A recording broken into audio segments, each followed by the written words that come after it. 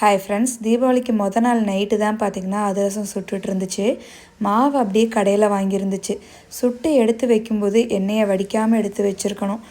கொஞ்சம் எண்ணெயை வடிக்கவும் ஆறுனதுக்கப்புறம் பார்த்திங்கன்னா கொஞ்சம் ட்ரை ஆயிடுச்சு. அப்புறம் டின்னர்லாம் முடிச்சுட்டு கொஞ்சம் நேரம் பட்டாசு வெடிக்கிற வேலை தான். இந்த வருஷம் தீபாவளிக்கு அப்பா அம்மா சித்தி சித்தப்பா எல்லாருமே இங்கே தான் வந்திருந்தாங்க. அத்தைக்கு கொஞ்சம் உடம்பு சரியில்லை, படுத்திருக்காங்க. அதனால நம்ம கரூர் போக முடியல. ஸோ அதனால் எல்லாத்தையுமே இங்கே வர சொல்லியாச்சு. அண்ணா ஃபேமிலி மட்டும் வர முடியல. நெக்ஸ்ட் வீக் தம்பிக்கு மேரேஜ் இருக்குது. அதனால் அப்போவும் லீவ் போடணுங்கிறதுக்காக தீபாவளிக்கு வரல.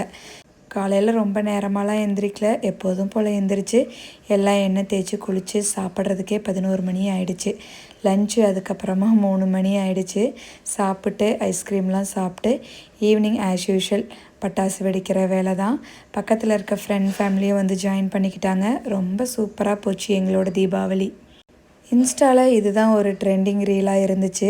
அது மாதிரி ட்ரை பண்ணலான்னு சொல்லிட்டு தான் பண்ணியிருந்தோம். பார்க்கறதுக்கு எப்படி இருக்குதுன்னு சொல்லுங்கள். நம்ம மாடியில் பட்டாசு வெடிச்சிட்டு அப்போசிட் மாடியில் போயிட்டு நின்று ஷூட் பண்ணிகிட்டு இருந்தோம்.